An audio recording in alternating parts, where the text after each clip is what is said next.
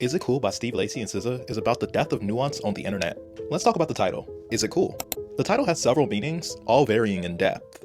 You could simply view it as a question, is it cool? Through the lens of Steve asking his partner if his actions are cool with them or a complete deal breaker. The lyric, "You could leave, I could see why you wouldn't want to stay," is a straightforward example of that.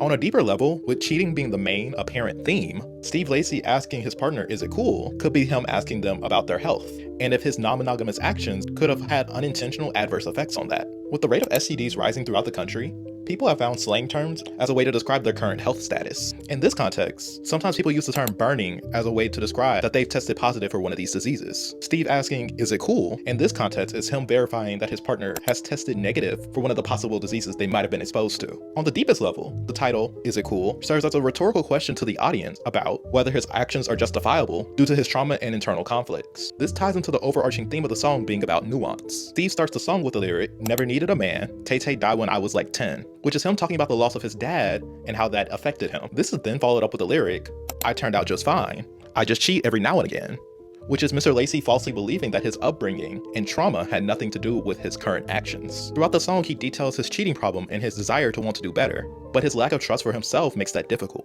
This relates to how so many people online lack the ability to have nuanced conversations and understand that people do not exist within a bubble. Cheating is symbolic for pretty much any discourse that we find online currently.